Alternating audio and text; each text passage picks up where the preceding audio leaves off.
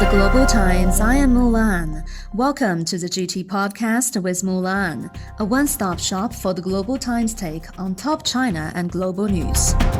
In today's podcast, China's first two sessions after decisive victory against COVID-19. What are the main takeaways from the country's biggest annual political gathering? Also, the highlights from Chinese Foreign Minister Qin Gang's wide-ranging press conference on the sidelines of the two sessions. From our editorial, China's diplomacy confronts wolves head-on, gaining glorious accomplishments amid hardships. In our series on Chinese Gen Zers, rising Chinese soccer stars are hitting the world stage. Finally, U.S. expats share their fascinating stories in China, despite tense relations between the two countries. The biggest news in China over the past week has been the two sessions, where China sets the top economic and social development goals for the year and beyond. During the two sessions, the most closely watched item is China's GDP growth target. This year, China set its GDP growth target at around 5%. That is the lowest growth target in many years and lower than many forecasts.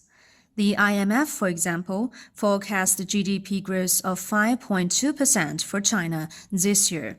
But a growth rate of around 5% also means China will return to normal growth levels after claiming a decisive victory against COVID-19. And China will be one of the world's fastest-growing major economies, at a time when many are facing a risk of recession. Also, China is increasingly focused on economic stability and high-quality development, as opposed to pure speed. China's pragmatic and reasonable growth target this year reflects this focus. Another major topic at the two sessions is China's annual defense budget. This year, China will see its annual defense budget rise to 1.554 trillion yuan, or $224.79 billion, an increase of 7.2%, up slightly from last year's 7.1%.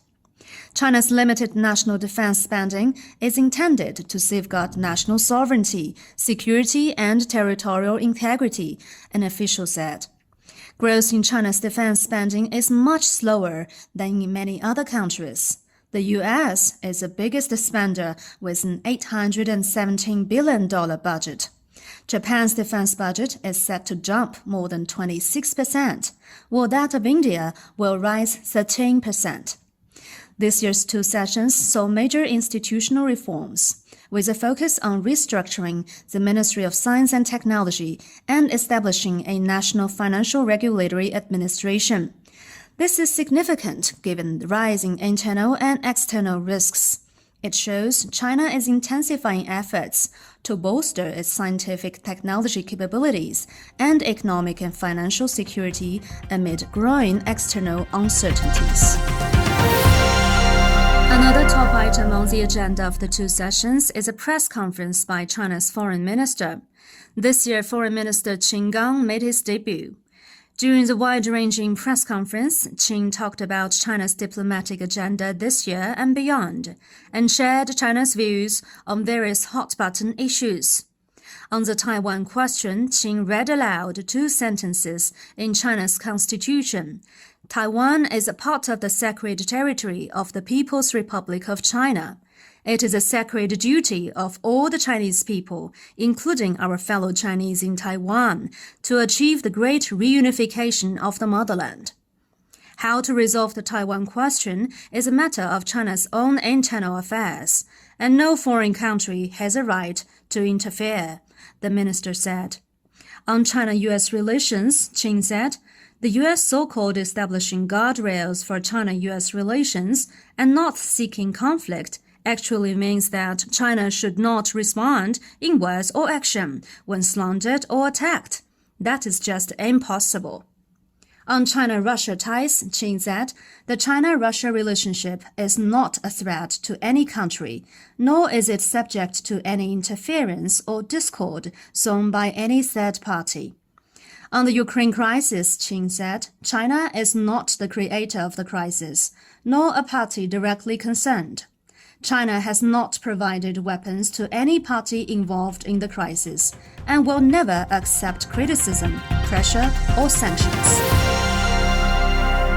In a deeper analysis of Qin's debut, a Global Times editorial pointed out that sincerity, frankness, broad-mindedness, and self-confidence are people's prominent impressions of this press conference. Qin bluntly pointed out that if the U.S. does not hit the brakes but continues to speed down the wrong path, there will surely be conflict and confrontation. This is not only a warning to Washington, but also shows the Chinese side's responsible and serious attitude toward China-U.S. relations, the editorial read. We have noticed that some Western media are scrutinizing this press conference with a magnifying glass, attempting to label Chinese diplomacy as moderate or hardline. But this is clearly a misdirection, the editorial said. In China's diplomacy, there is no shortage of goodwill and kindness. But if faced with jackals or wolves, Chinese diplomats would have no choice but to confront them head-on and protect the motherland. While confronting wolves head-on, China's diplomacy has never given up the pursuit of unity, cooperation, and peaceful development, the editorial pointed out. As China's global standing rises, many Chinese Gen Zers are also rising on the global stage. Zhang Lingyan, a Chinese soccer player, has joined Grasshopper Club Zurich women's team in the Swiss Women's Super League on loan. That is a huge achievement for the 22-year-old. But while chasing her soccer dreams overseas, Zhang keeps close to her heart what really inspires her: the Chinese women's soccer team, known as the Steel Roses. In an interview with the Global Times, Zhang said, "The spirit of the Steel Roses has always been passed down in the Chinese women's national soccer team. The difference is that our generation has more opportunities." Another rising Chinese soccer star is also making his own mark in Europe. Liu Shaoziyang, a Chinese goalkeeper, had just turned 18 when he was signed by FC Bayern Munich in December 2021. In an interview, Liu said he's grateful for what he has today as a young player born after the millennium. "We can gain more experience from our predecessors, but compared with them, I think our generation have more scientific, systematic, and comprehensive training methods, since the sport is progressing every day," he said. The China-U.S. relationship has been tense in recent years. What does that mean for U.S. expats living in China? For Brian Lyndon, who has been living in China since 1984, he's proud to call China his adopted home.